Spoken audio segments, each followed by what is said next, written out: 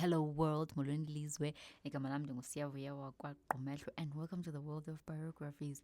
Here we get to know, we analyze, we educate ourselves on African legends, sportsmen, actors, musicians, scholars, you name it.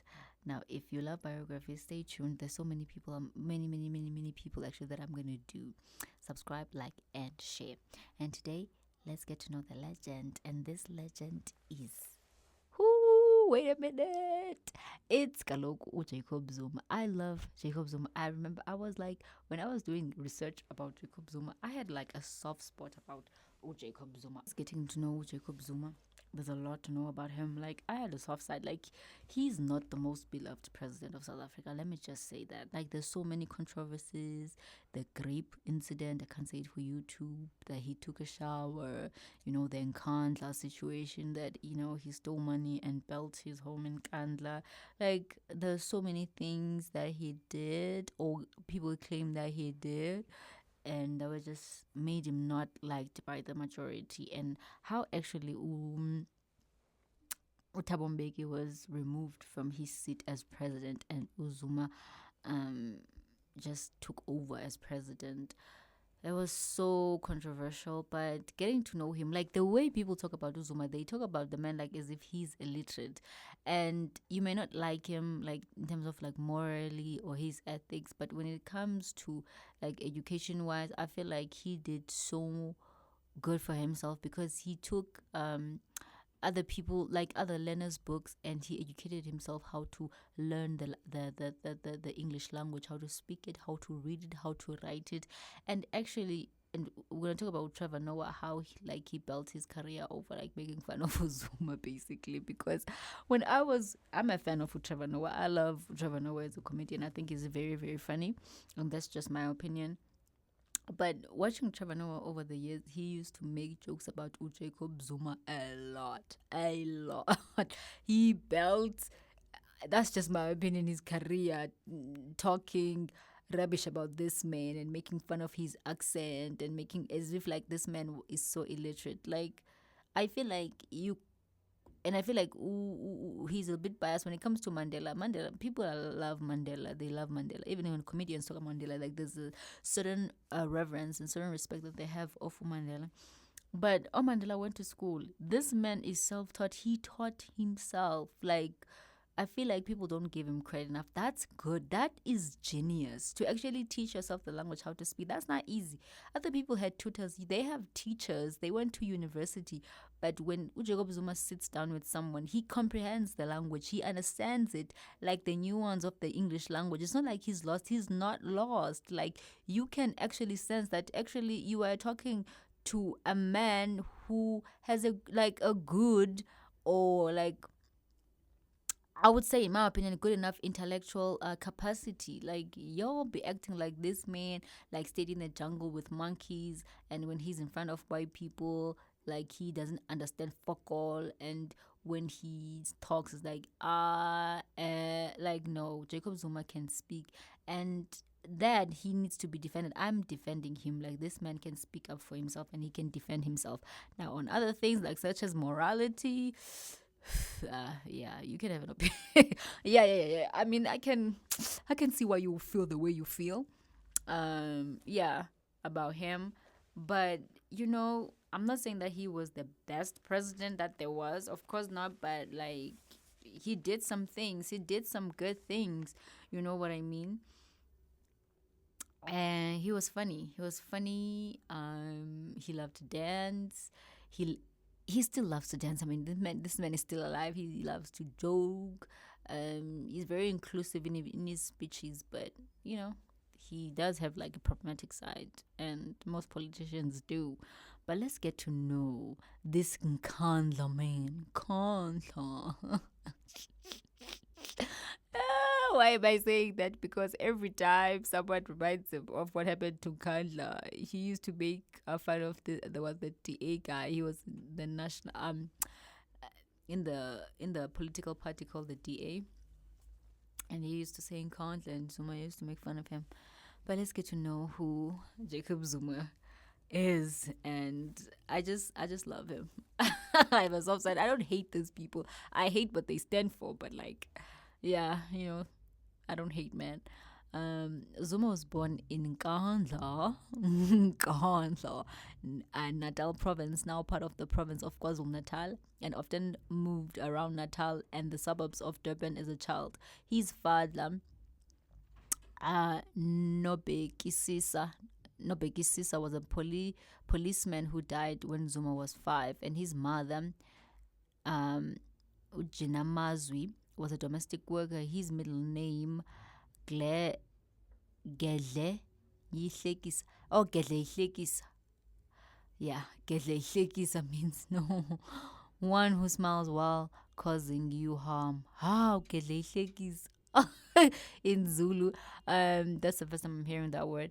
He did not receive formal schooling. He has at least 3 brothers, Michael, Joseph, and Kanya, and at least one sister, Velepi. Michael Zuma was employed by Kumbula Property Services, a construction company, and in 2011 admitted to using his elder brother Jacob's political status to secure a government contract for the company to exchange for a homestead in Kandla. Nepotism, nepotism, nepotism. And people do that actually. They do that. Anti apartheid activism, imprisonment, and exile. Zuma began engaging in anti apartheid politics at an early age and joined the ANC in 1959. He became an active member of Umkhonto weSizwe in 1962, 2 years after the ANC was banned. That year, he was arrested with a group of 45 recruits near Zerast in Western Transvaal, currently part of the Northern West Province. Zuma was convicted of conspiring to overthrow the apartheid government and was sentenced to 10 years imprisonment, which he served on Robben Island, with Nelson Mandela and other notable ANC leaders also imprisoned during that time. While imprisoned, Zuma was a referee for Prisoners Association football games. Come on now. I can see him doing that. But also Goofy doing that. Organized by the prisoners' owned governing body, Makana AF. And people don't say that enough, like Zuma went to Robben Island. They don't mention things like that. Like, I feel like most of these men who fought for freedom, they did so well while they were fighting for freedom, but after freedom, they just lost the plot. Like, they lost the plot after that. I don't know why. Maybe it's the money, but they seem to lose the plot after apartheid. After his release from prison, Zuma re-established ANC underground structures in Natal. He left South Africa in 1975 and was initially based in Swaziland, where he met Thabo Mbeki. In Mozambique, he dealt with the arrival of thousands of exiles seeking military training. In the wake of the 1976 Soweto uprising, he became a full member of the ANC's National Executive Committee in 1977 and a member of the ANC's Political Military Council when it was formed in 1983. He was also deputy chief representative of the ANC in Mozambique, a post he occupied until the signing of the Nkomati Accord between the Mozambican and South African governments in 1984. After the accord was signed, he was appointed as ANC chief representative in Mozambique. In December 1986, the South African government requested that Mozambican authorities expel 6 senior members of the ANC, including Zuma. He was forced to leave Mozambique in January 1987, so he moved to the ANC headquarters in Lusaka, Zambia, when he was appointed head of the ANC underground structures and shortly afterward was named chief of the intelligence department. He was named what? Chief of intelligence. And you act like this man is illiterate. Like, I feel like for the people that went to school, Zuma makes them feel a little bit insecure. He's like, I got all this education and you got like the highest seat, but you didn't even go to school. Like, you deal with that. That's your own baby. Like, let the men prosper. Zuma was also a member of the South African Communist Party, SACP. He joined in 1963, served briefly on the party's Politburo, and left in 1990. returned from exile. After the ANC was unbanned in February 1990, Zuma returned to South Africa on 21st March to begin the negotiation process. He was one of the first ANC leaders to return to South Africa for negotiations. Later that year, he was elected unopposed as the ANC Southern Natal chairperson. Zuma, as a Zulu, became known as a leading peace broker in Natal during the political violence of this period that was concentrated in that province was and arose largely from conflict between nationalist supporters of the then Xhosa-dominated ANC and supporters of the Zulu nationalist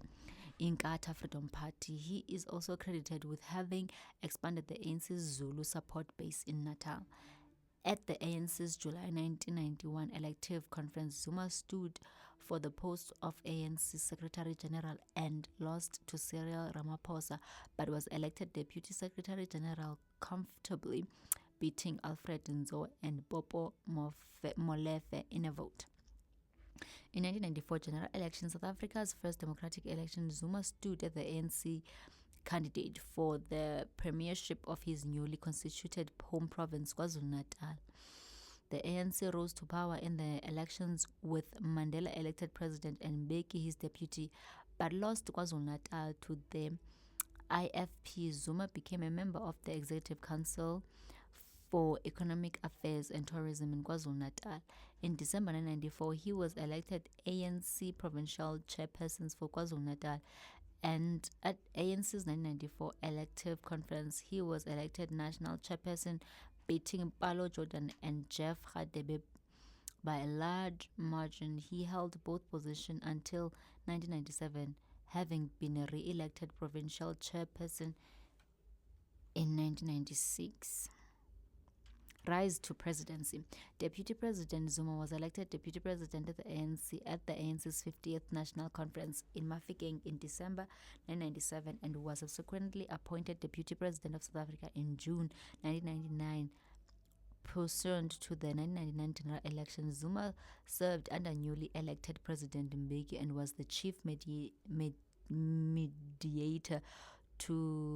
in the Burundi peace process, in which he worked with Uganda President Yoweri Museveni, who chaired the Great Lakes Regional Initiative and grouping of regional presidents overseeing the peace process in Burundi. In late 2002, the National Prosecuting Authority announced that Zuma was one of the several ANC politicians under investigation by the Scorpions for corruption related to the 30 billion rands arm deal, a major defense procurement package which the government had signed months after Zuma appointed to the deputy president in August 2003. However, National Director of Public Prosecutions Bulelani Ngcuka told the media that the NPA had a prima facie case of corruption against Zuma, but had decided not to prosecute on the basis that the case was unlikely to be won. A highly public spat ensued between Zuma allies and Ngcuka, who was accused by Mo Shaik and Meg Maharaj of having been an apartheid spy, an accusation later dismissed by the specially appointed Heifer Commission. Zuma laid a misconduct complaint against Ngcuka with the public protector Lawrence Mushwana, whom in May 2004 found that Ngcuka's statement to the media had been unfair and improper. Mbeki and Zuma were both re-elected in the 2004 general election, but on 14th 2005, Mbeki removed Zuma from his post as deputy president following the conviction of Zuma's associate Schabir Shaik for making underhanded payments to Zuma in relations to the arms deal. Mbeki told a joint sitting of parliament that in the interest of the honorable deputy president, the government, our young democratic system and our country, it would be best to release the Honorable Jacob Zuma from his responsibilities. Zuma also resigned as a member of parliament. His successor as deputy president of South Africa was Phumzile Mlambo Ngcuka. Ngcuka's wife, Mlambo Ngcuka, had been Minister of Minerals and Energy since 1999. Her appointment was booed publicly at ANC rallies by Zuma supporters, including at a Women's Day event in Utrecht, KwaZulu-Natal. Said first corruption indictment. Soon after Zuma's dismissal, the NPA announced its intention to instate formal corruption charges against him. He was served with a provincial indictment on fraud and corruption charges in November 2005, mirroring the indictment earlier served on Shaik. However, the NPA was unprepared to serve the final indictment and filed an application for postponement on 20th September 2006. The Pietermaritzburg High Court dismissed the application, and when the NPA indicated that it was not prepared to proceed with the trial, the matter was stricken off the grape trial, if you get what I'm saying. In December 2005, Zuma was charged with raping a 31-year-old woman known to the public by the pseudonym Khwezi. The incident allegedly accused on 2 November 2005 at Zuma's home in Forest Town, Johannesburg. When the trial began on 6 March 2006, Zuma pleaded not guilty, claiming that Khwezi had consensual smacks or sex. He was acquitted on 8 May 2006 following a highly publicized trial. Zuma's admission was controversial as he stated that he had not used a condom while having schmecks with Khwezi, despite knowing she was HIV positive and having been as deputy president. He had the head of the National AIDS Council and Moral Generation campaign. He told the court that he had taken a shower after the act.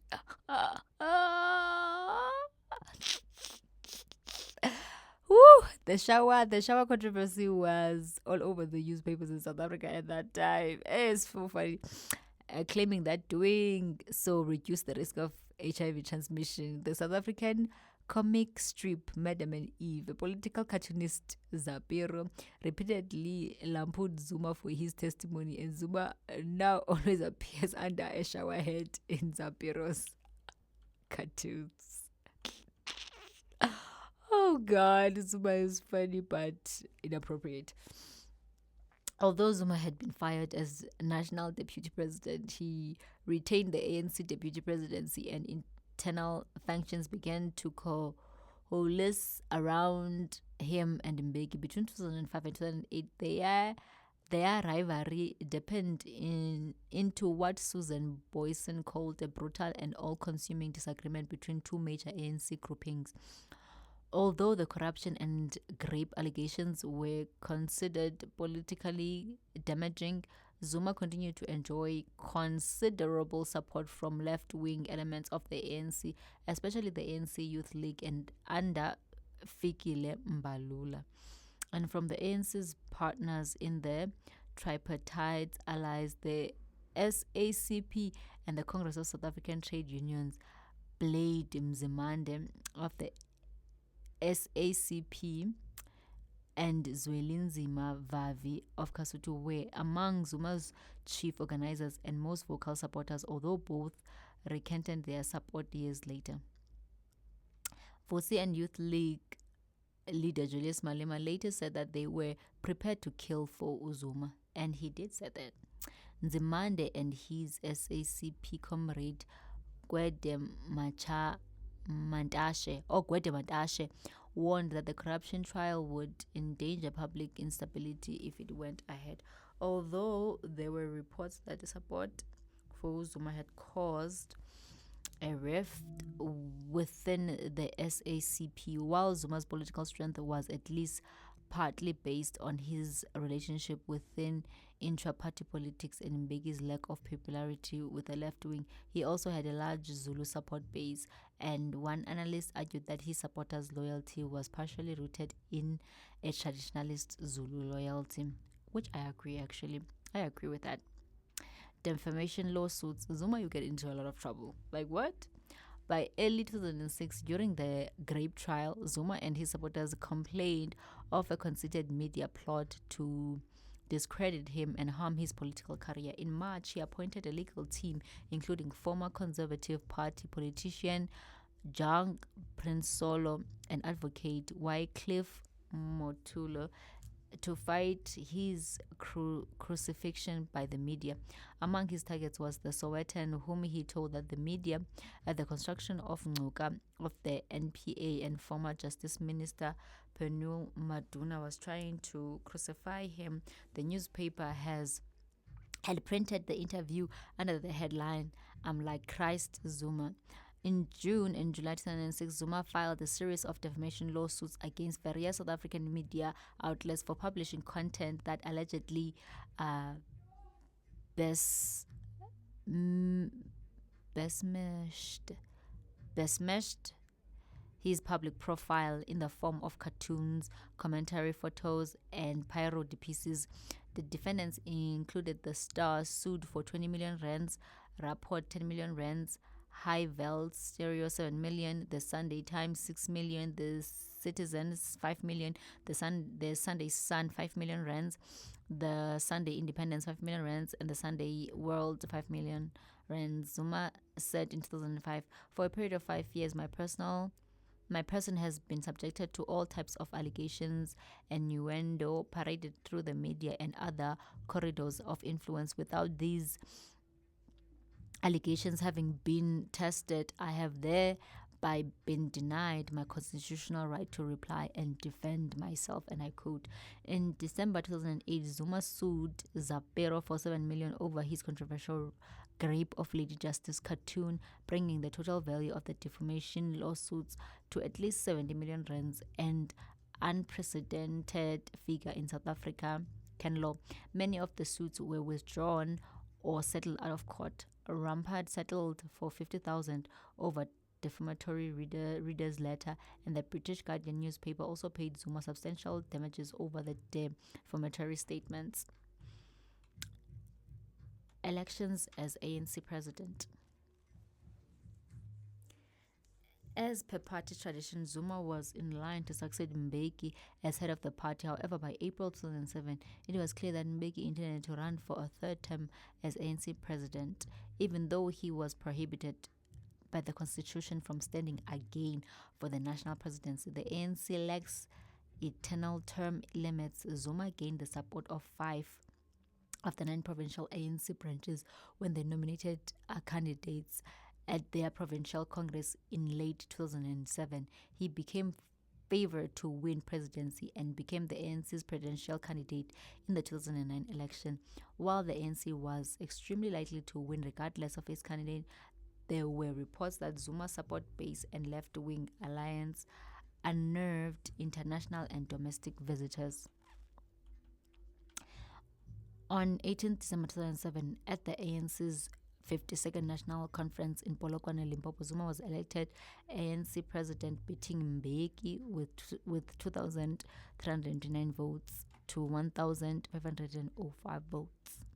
Second corruption indictment. Zuma, you don't get out of trouble. Just over a week after the Polokwane conference, the NPA reinstated charges against Zuma and served him an indictment to stand trial on 12 fraud charges, 2 corruption charges, and 1 charge each of racketeering and money laundering. According to the constitution, he would have been rendered ineligible for the national presidency had he been convicted and sentenced to imprisonment. However, on the 12th September 2008, the charges were declared unlawful on a technicality. The presiding judge also expressed a belief that the charges had been the result of a political conspiracy against Zuma. Although this judgment was later overturned by the appellate court, the Zuma-aligned ANC National Executive, as elected at the Polokwane conference, immediately recalled Mbeki, asking him to resign as national president. Mbeki, seeking to avoid a protracted dispute, did so and was replaced by newly elected ANC Deputy President Kgalame Motlane. who led an interim administration while Zuma campaigned for the 2009 election. In 2009, the Supreme Court of Appeal found that the charges against Zuma were not unlawful, contrary to the ruling of the lower court. However, the NPA formally withdrew the charges in the same week that Zuma was inaugurated as national president, citing apparent evidence of prosecutorial misconduct in the so-called spy tapes. ANC won the national election on 22 April 2009 by a slightly diminished majority of 65.90%, with Zuma having campaigned under the theme continuity and change. As president thereafter, a member of the cabinet, Zuma was required by the government ethics code to declare his financial interests with 60 days of taking office. In March 2010, the government ethics code to declare his financial interests. As a former member of the SACP, Zuma has described himself as a socialist and became president with the support of the left-wing coalition. Analysts have claimed that he had boasted populism in South Africa from 2017. At the tail end of his presidency, his rhetoric and policy priorities became more leftist under what is known as the radical economic transformation. Now Uzuma, I don't know, like there were so many things that Uzuma was accused of, but he still led the country. Maybe that's why many people never really liked him. Zuma's first state visit as president was to Angola, when he sought to improve relations with the government of President Josiah Eduardo dos Santos, who had tense relationship with Mbeki. His government foreign policy emphasized the development objectives of African and global South countries with a focus of economic diplomacy. It was also characterized by a pivot towards the BRIC countries, especially China.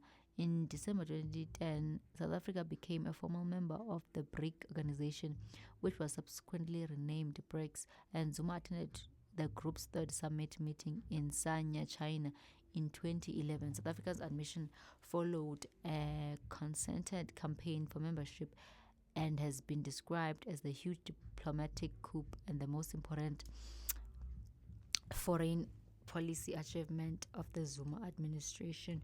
He had advocated of non-confrontational, quiet diplomacy as an alternative to the megaphone diplomacy used by the Western governments that harshly criticized Robert Mugabe's regime. This approach was controversial, with elements of the ruling alliance calling for a tougher state against Mugabe at the ruling ZANU-PF.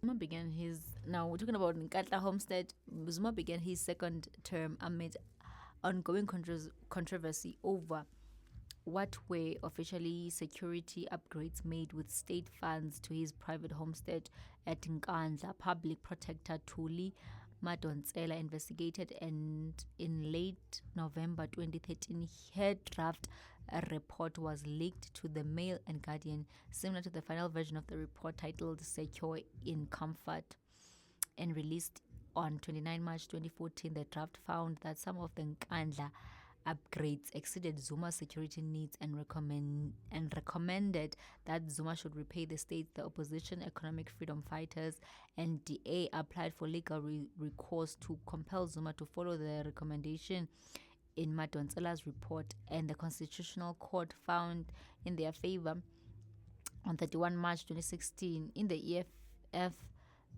versus Speaker DA v. Speaker. The full court agreed that Madonsela's report was binding, meaning Zuma was required to repay the state for some of the Nkandla's upgrades, and that Zuma had failed to uphold the country's constitution. In a public address on 1 April, Zuma welcomed the judgment and apologized to the country, although legal academic Pierre De Vos said that the statement seriously misconstrued the judgment. Zuma, why did you take the money? Why did you take the money? And Zuma's charisma and affable personality at the center of his public image, and is thought to be responsible for much of his political popularity. His charisma is most fully on display at his political rallies, with sociologist Roger Southall describes as laden with political theater and popular idioms, especially through song. His long-standing trademark is Umkhonto Wesizwe anthem Umshini Wam, Mshini Wam. Yes, I've heard him sing that. Bring me my machine gun in English, but he also became associated with Indelendlela English. It's a long journey. After the ANC's Mangwe conference in 2012, journalist Alec Russell wrote in 2009, when Zuma gets in front of these crowds, he is more than a politician. Briefly, he becomes something closer to a revivalist preacher or the leader of a cult. Zuma is known for his sense of humor and to the disapproval opposition politicians as a president who frequently joked during his addresses to parliament. That's so true. Including the mockery of the Democratic Alliance fixation of the Nkandla scandal. On 1st April 2015, his office released a statement about new cabinet appointment, which was a later revealed as a April Fool's Day prank on the media. Some have said that one factor in Zuma's popularity is what Southall calls the politics of charismatic buffoonery. In one phrase in public persona has been constructed as sometimes slightly gumless and warm and accessible. Mondli Makanya wrote, Zuma's other great strength was that he did not mind looking stupid, true, and so he sang and danced at will. Whosoever other politicians use this as an election gimmick, Zuma did it all the time and genuinely seemed to enjoy it. In parliament and on public platforms, he laughed and giggled as if he had inhaled a potent hallucinogenic. So they're trying to say he was hallucinating. The more stupid he looked, the more it seemed to endear him to the people.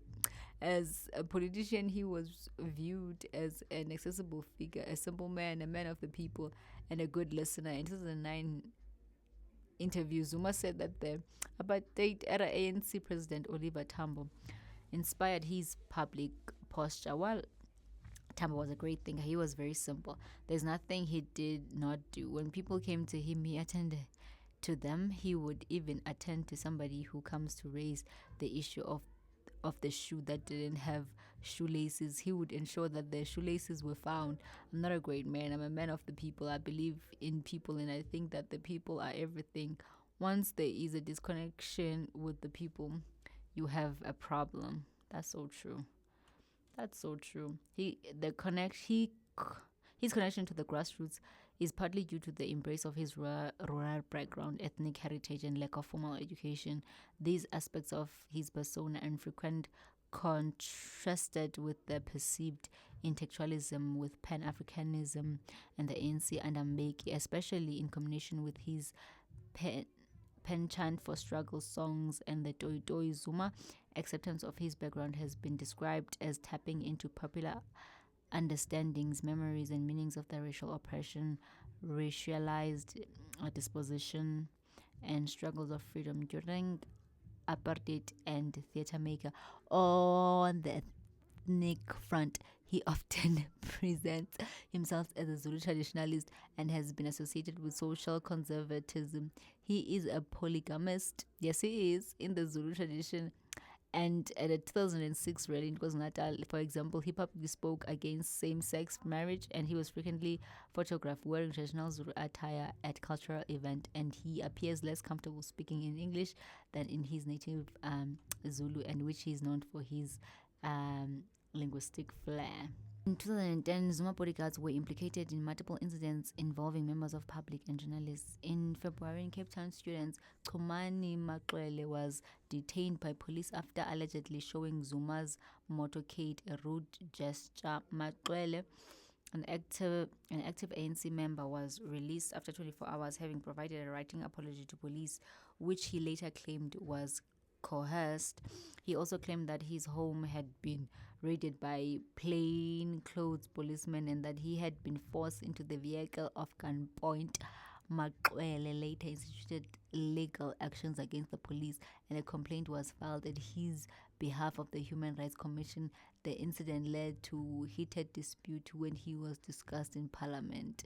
In March, journalist Tsepo Lesolo was forced to delete pictures of Zuma conveyed from his camera by police, and 2 photographers were detained by police when photographing Zuma's Joburg home.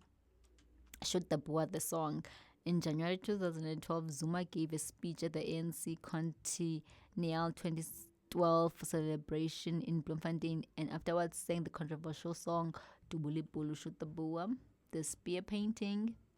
In 2012, Zuma was featured in a satirical painting by Cape Town-based artist Brett Murray, who depicted him in his painting The Spear with his genitals exposed. The ANC responded by threatening court action against the gallery showing the painting and further demanding that the image should be removed from the online source. I agree.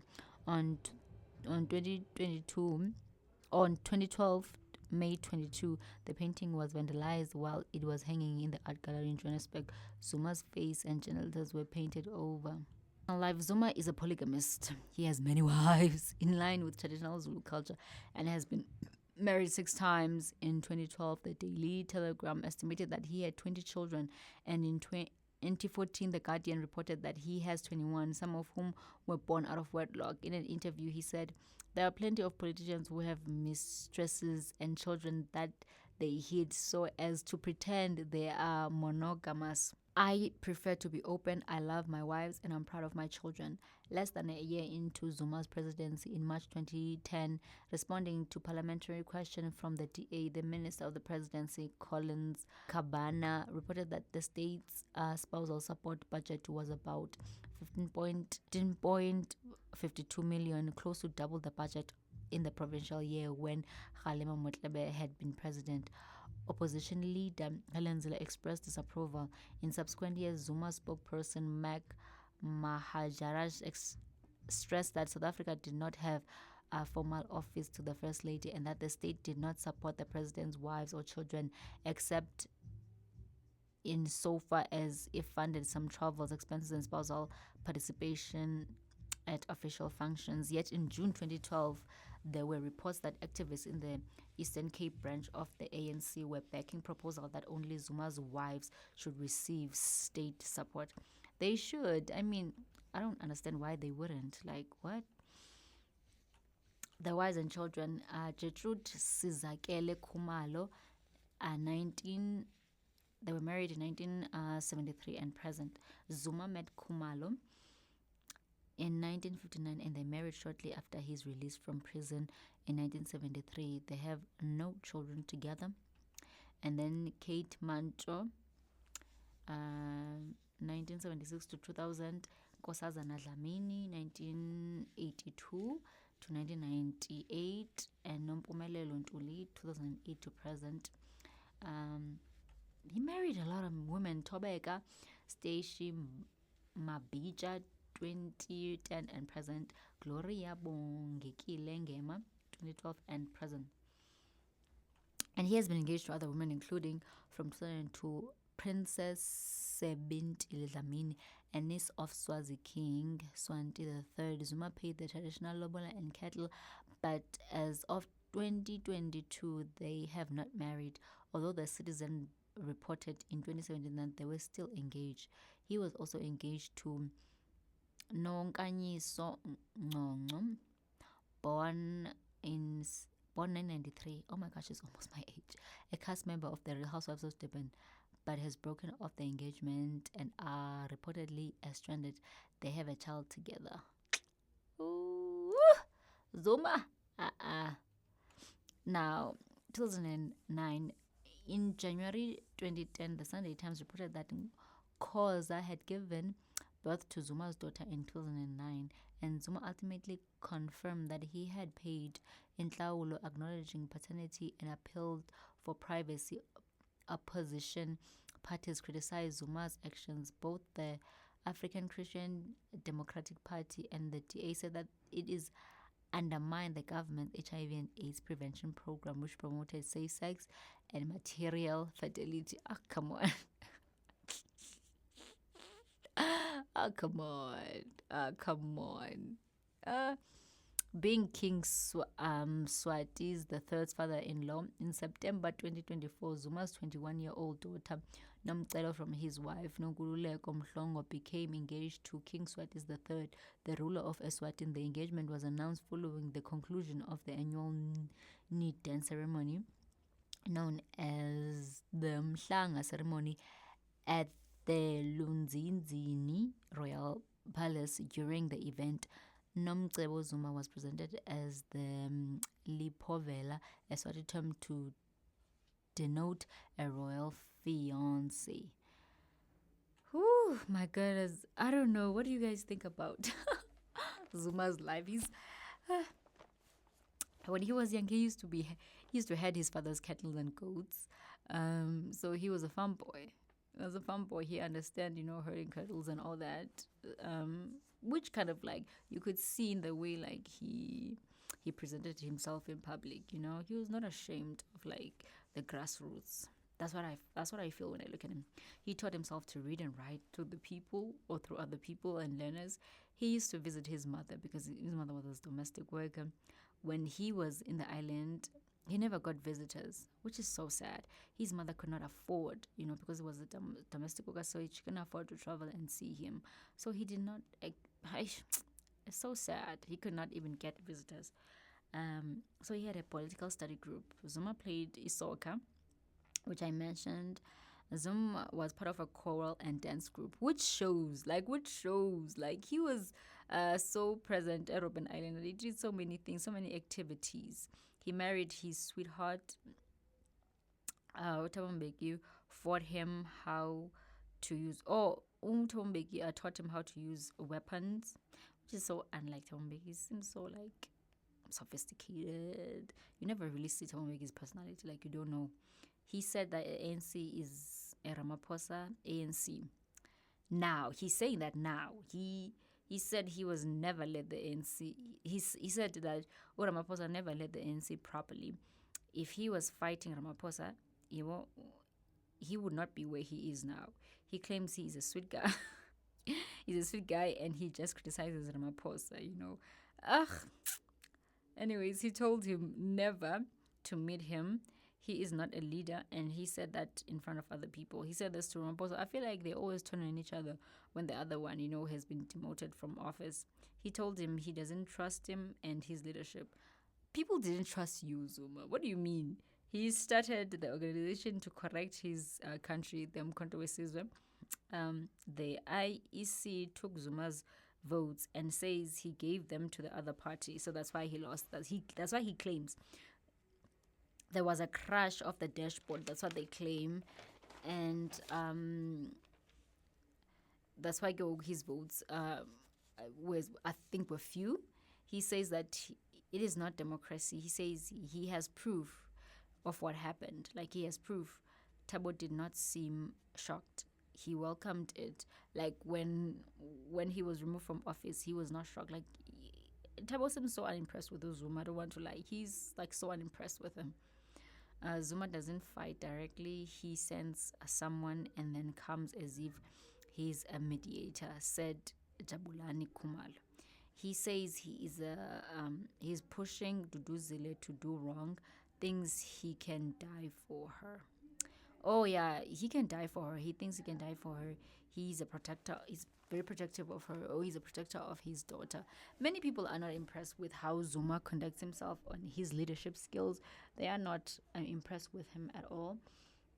And I can understand why. There's so many things that Zuma did where he was accused of, things that they're unlawful, and about his polygamy. I mean, it's in the Zulu culture. What can we say? And he's right. Many men are having multiple affairs, and he's just in the open about it, like having multiple wives. And it's not a bad thing in Africa. Africans do it. I don't know what you guys think about it, but that's who Zuma is. And I don't know. I just love his personality, but obviously, not everything he does is ethical. What do you guys think? Subscribe and share, and I'll see you guys next time. To resign. as the President of the Republic. And this was as a result of the discussion that the Working Committee had had, and also because there was a need to begin a process of transferring the authority to the new President, and therefore the question of that process they've been discussing. And of course, in the discussion, I asked as to what was the problem. Why must I be persuaded to resign? Have I done anything wrong? And of course, the officials couldn't provide what I've done.